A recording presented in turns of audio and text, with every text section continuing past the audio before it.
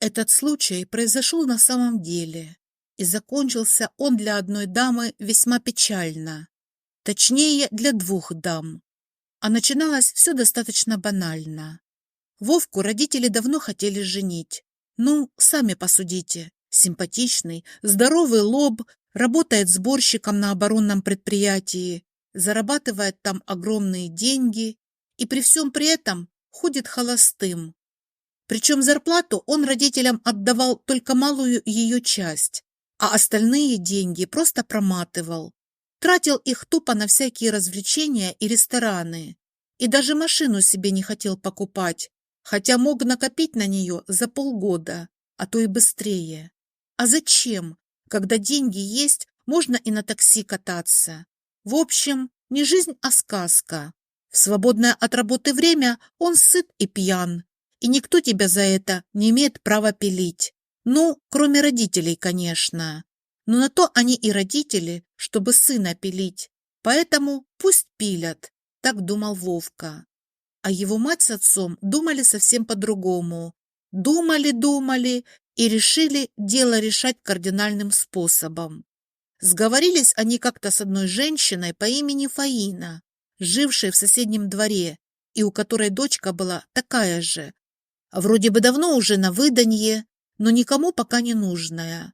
И эта Фаина сразу после разговора с Вовкиными родителями подловила его на узкой дорожке, заманила его к себе домой под предлогом тяжелую сумку помочь донести. Вовка был парень добрый, поэтому согласился помочь. А женщина в знак благодарности усадила его на кухне за стол, коньячку налила, да все так весело, по-доброму. «Мы, Вова, люди простые», — говорит она. «Доброту в других людях очень ценим. Хотим тебя угостить за твою отзывчивость». Вова отказываться не стал. Женщина же просит. Опрокинул рюмочку, а она вторую наливает, мол, на ход ноги. А тут на кухню и дочка ее выплывает, Галей представляется. Вовка от неожиданности заулыбался, а зря, потому что Фаина тут же пригласила его на завтра опять к ним в гости, уже якобы на день рождения дочери. Вовка был коньячком уже разогретый, поэтому, конечно же, согласился. А чего долго думать? Завтра суббота, можно и гульнуть. И гульнул. Да так, что в гостях этих только на следующий день утром проснулся, а в понедельник от них же поехал сразу на завод. Вечером он пришел с работы домой и родителям невесело говорит: «Кажется, я влип. Теперь жениться придется». Мать с отцом облегченно выдохнули и заулыбались. Время до свадьбы прошло быстро, а всегда же так. Когда хлопот много, время не идет, а летит. А тут навалилось: ресторан заказать, костюм и платье невесте пошить, золотые кольца найти, да именно те, которые невесте понравятся, транспорт для жениха с невестой и гостей оплатить заранее. В общем, Вовка, наблюдая за тем, как его деньги утекают непонятно на что, становился мрачнее и мрачнее. Ну ладно бы, любил он эту Галю, а тут ведь просто ляпнул с пьяну, почти шутя: «Я, как порядочный мужчина, должен, наверное, жениться». А Галя с матерью вцепились в него мертвой хваткой. И теперь чего? Только за язык человек страдать должен. А Галина, счастливая, еще и намекает: «Ты, Вова, готовься к выкупу невесты». «Чего?» — напрягся он. «Какой выкуп? Давай сделаем просто. Приду за тобой, сядем спокойно в машину и поедем в ЗАГС». «Нет», — упрямится невеста, «я хочу, чтобы все было так, как мама говорит». «Ах, как мама говорит!» — процедил сквозь зубы Вовка и почему-то опять вспомнил первый день их знакомства. Последние дни он только и делал, что вспоминал этот день, когда он помог Фаине вещи до дома донести. Вспоминал и мучился в подозрениях.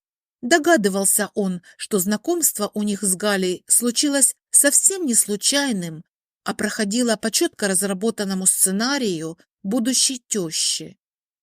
Но все-таки наступил тот день, когда Вовка с тяжелым сердцем натянул на себя наряд жениха и поехал на нанятой машине за невестой. Как дурак поехал, ведь до соседнего двора можно было и пешком дойти. Но, видишь ли, так не принято. Надо, чтобы все увидели, что жених за невестой едет.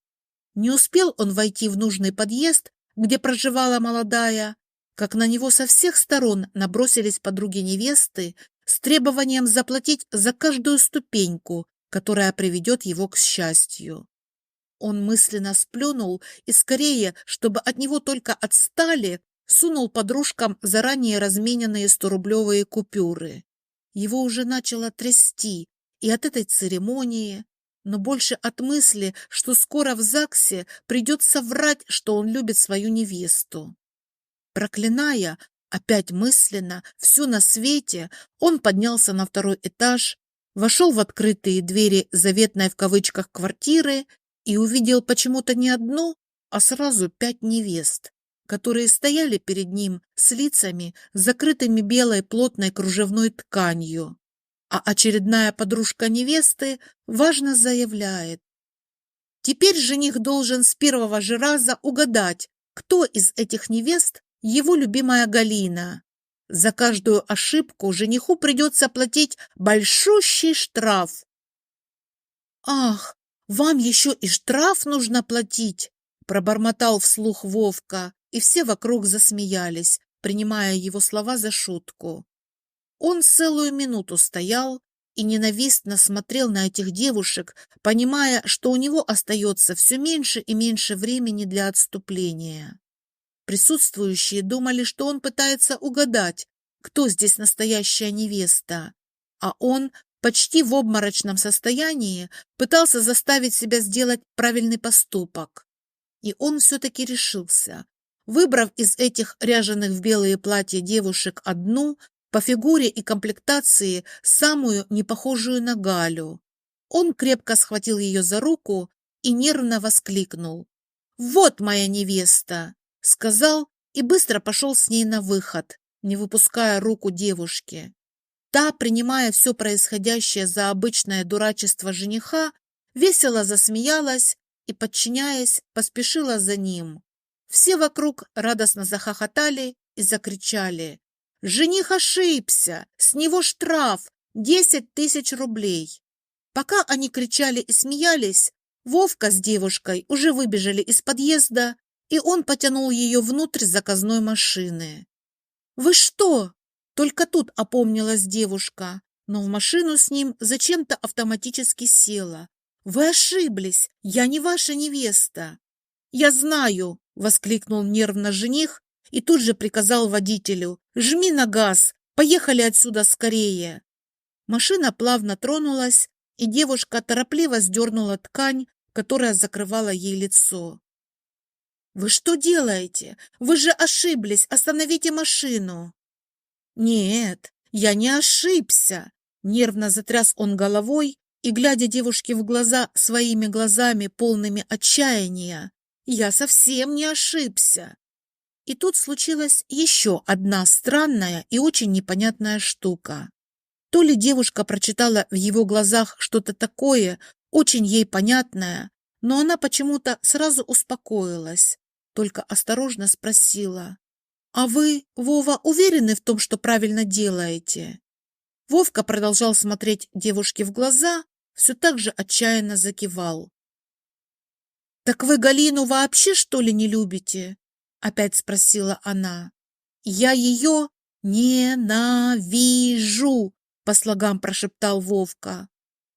«И куда мы теперь едем?» — поинтересовалась девушка. «Как куда?» Водитель в недоумении оглянулся. «Разве мы едем не в ЗАГС?» «Нет, командир», — печально сказал Вовка, — «мы едем не туда». «Я не понял». Машина резко затормозила.